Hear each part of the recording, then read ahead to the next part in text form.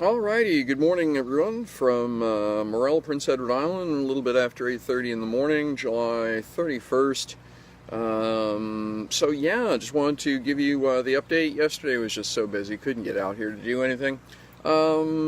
Couple of things going on with the aquaponics system. Overall, so my water chemistry is still okay. The sour side of okay. So the ammonia is dead zero, so that's good. But I've still got too much nitrate. In other words, even with the system as it is now, plants still aren't taking stuff up fast enough. And that's pretty surprising when you see what it is getting pushed towards having to do next. So let me flip the camera around here and we'll show you what's going on. Alrighty, so first we'll take a look at what we got. So you can see here, obviously, the chart has just exploded. Everything here is doing really well.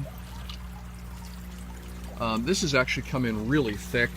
We've harvested some strawberries off the system, so that's nice.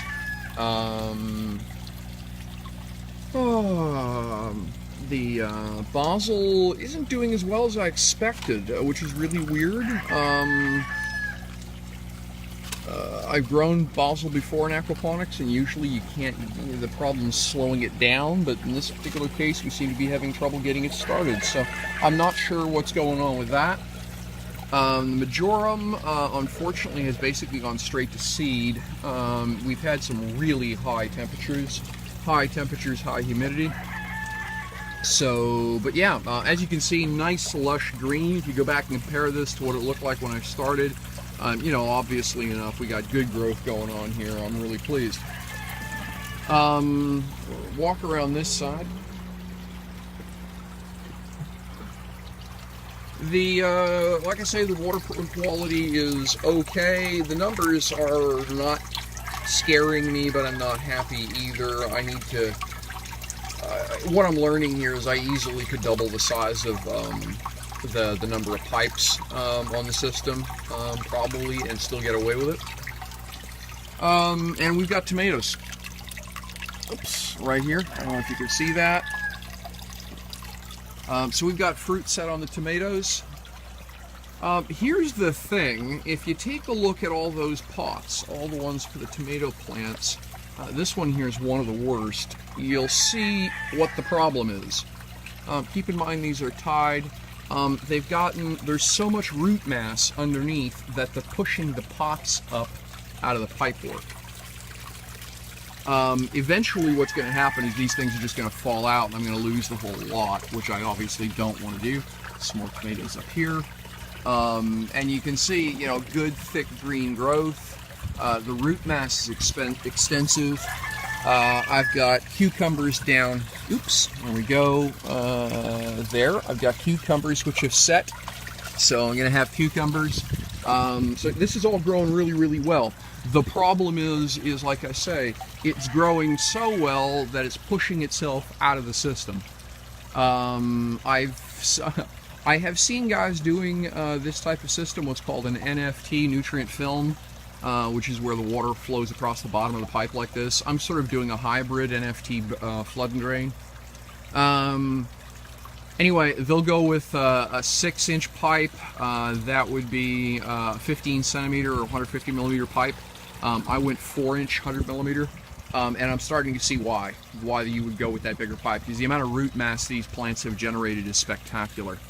So that brings me to the next thing, which is this.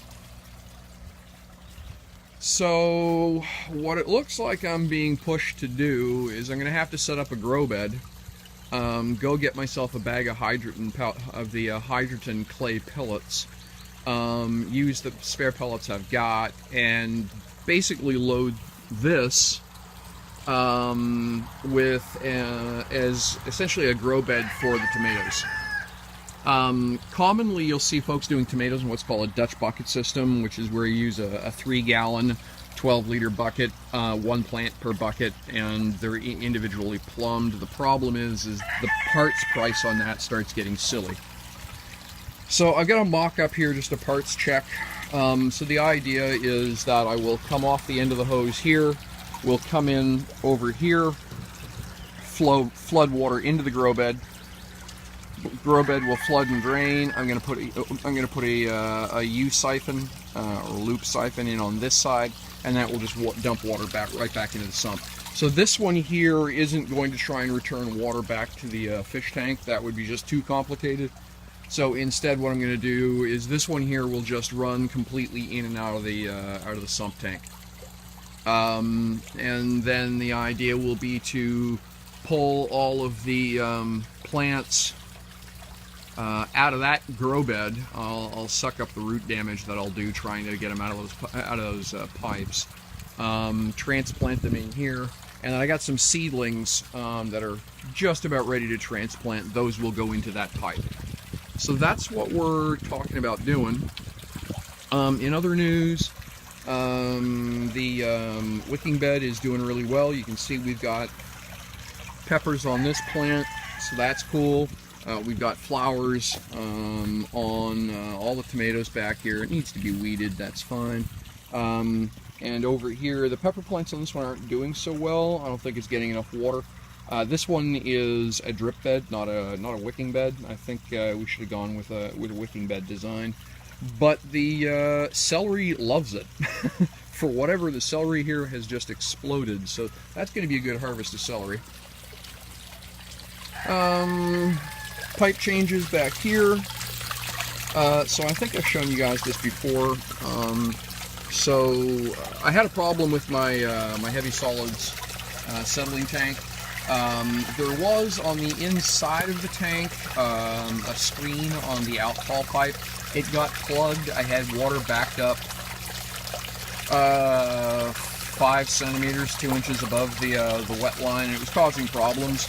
So what I had to do is take this entire pipe run here apart, and then use a broom handle, pop the filter off by basically poking it from the inside. So I redid this entire pipe run at the same time, which doesn't really be cleaner and neater. So my filters are down this end now, so that's my biofilter. This is my my solid materials and my mechanical filter. As you can tell, it's running over. I need to get under it. I need to take it to clean it. I haven't done that in 2 days. And this time of year, it produces a lot of algae, and that's what that traps. So yeah. And then yeah, I got a sheet of foam down there just for now to keep the algae production down as much as I can. But that's what it all looks like right now, and you can see how the pipe run we work from the other side coming out of that grow bed. So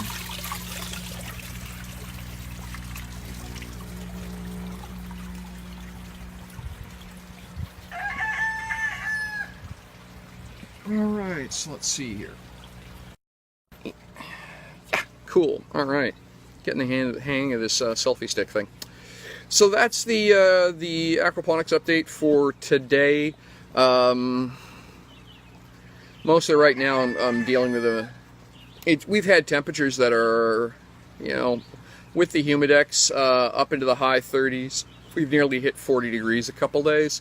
That's been basically kind of reducing my want to do an awful lot. It's just too damn stinking hot. So the idea will be is that over today and tomorrow, if all goes well, I'll finish getting that grow bed built, plumbed in, and then we'll transfer those plants. So by this time next week, by next week's update, the tomatoes should all be in the other grow bed, and you can see what that looks like. I've got a little bit of messing around to do with that. I'm trying to avoid putting an extra hole in that grow bed. So I'm going to try and run a loop siphon off it like I showed you. But you know, if that doesn't work, I'll just, you know, I'll cry uncle. I'll put a belt siphon into it and be done with it. But I would much rather run that as a loop siphon on the outside and just do everything that way. The only other thing I would consider doing, just for simplicity, neatness, is to do, actually let me walk it over and I'll show you.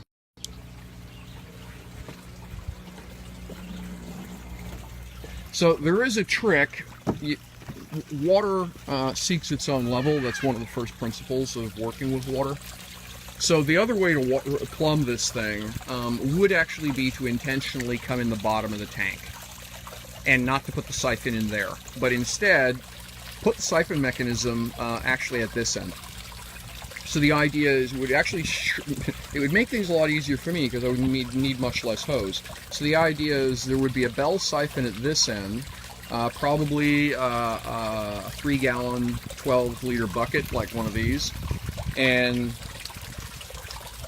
so the idea is you fill that bucket up, but because water seeks its own level, it will fill the pipe up, which in turn will fill the grow bed up. And then when the siphon dumps, it pulls all the water out, and then everything runs backwards through the siphon. So I'm thinking about going with that as well as an alternative. Again, KISS principle, trying to keep this. But if I do that, like I say, I have to punch another hole in that grow bed, and I'm not interested in that much in doing that. But going with the external bell siphon is something, well, essentially, it's kind of the idea of what I'm doing down here. You know, with the hammerheads for the, like I'm doing this, is kind of the same idea. It would be one way of dealing with the problem that wouldn't be, for lack of a better way of putting it, wouldn't be that hard to rig up, and would remedy the problem. And it would mean that all the splash and water flow is contained in one place. So I may do that. I have to think about that because that will involve me having to rig some kind of a support across here to hook the external bell off of. So that's a thing, may happen. I don't know yet, but that's the idea. Alrighty, so yeah. So that's it for today. Thanks very much for popping and hanging out with me. 1 second, calendar alarm here. Go away. Thank you. So yeah, thanks very much for hanging out. I'll be posting this to YouTube as usual. And if you got any questions, comments, suggestions, what have you, please drop them into the comment section wherever it is you're looking at them, and I will try and address them in the next video. Thanks very much. Cheers. Bye-bye.